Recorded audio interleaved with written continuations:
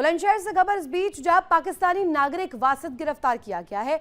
40 साल से वैध रूप से भारत में ये रह रहा था। 40 साल पहले मां बहन संग भारत में एंट्री ली थी। पाकिस्तानी नागरिक के पास फर्जी आधार है, डीएल भी है और 2012 में मेरठ में भी पकड़ा गया था। अब गिरफ्तारी हुई है। पाकिस्तान का संदिग्ध स्लीपर सेल के रूप में इसे देखा जा रहा है। 40 साल से इलीगल तौर पर यह भारत में रह रहा था। बुलंदशहर से अरेस्ट किया गया। नगर के नुमाइश पुल के पास चेकिंग के दौरान प्राप्त सूचना व संदेह के आधार पर एक संदिग्ध पाकिस्तानी नागरिक को हिरासत में लिया गया। पूछताछ से यह तथ्य सामने आया कि वासिद इरशाद पुत्र इरशाद अहमद निवासी न्यू कराची पाकिस्तान की मां बिल्किश फातिमा पत्नी मोहम्मद अकील को लॉन्ग टर्म वीजा प्राप्त था, जिसकी मृत्यु 2012 में हो गई थी। वासिद इरशाद के द्वारा भी लॉन्ग टर्म वीजा के लिए आवेदन किया गया था, जो कि शासन में विचाराधीन है। इसके पास से प्राप्त आधार कार्ड, ड्राइविंग लाइसेंस व पासपोर्ट का सत्यापन विभिन्न कार्यालयों से कराया गया, तो इसमें फर्जी नाम से सैयद वासिद अली पुत्र सैयद लईक अहमद निवासी सुशीला विहार, थाना कोतवाली नगर, जनपद बुलंदशहर के नाम से यह दर्ज है। प्रकरण में अभियोग पंजीकृत कर लिया गया है और अभियुक्त को हिरासत में लेकर अग्रिम विधिक कार्रवाई की जा रही है और उसे जेल भेजा जा रहा है। संपूर्ण प्रकरण में अन्य लोग की संलिप्तता के संबंध में भी गहनता से जांच की जा रही है और इसमें जो भी संलिप्त होंगे उनके विरुद्ध भी विधिक कार्रवाई की जाएगी।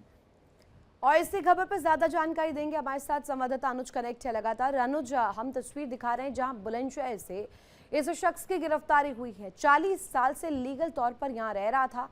बाकायदे तमाम दस्तावेज इसके पास मौजूद थे, चाहे वो आधार कार्ड हो, डीएल हो, इन तमाम डिटेल्स के साथ इसे अब अरेस्ट किया गया है। ये बताया जा रहा है कि बुलंदशहर में काफ़ी मूवमेंट इसकी थी और फिलहाल स्लीपर सेल के रूप में इसे मापा जा रहा है।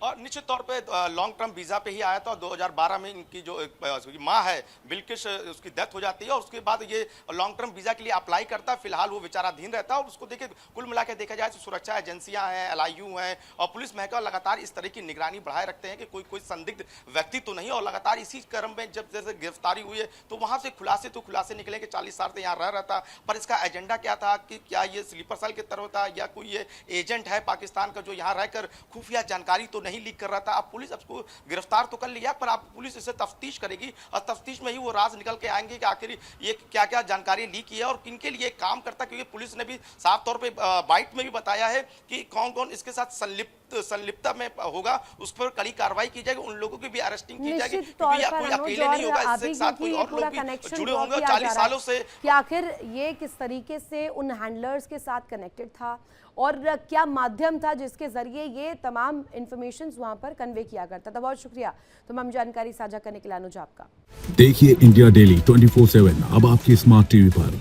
इंडिया डेली मौजूद है सभी डिजिटल प्लेटफॉर्म पर लाइव और लगातार।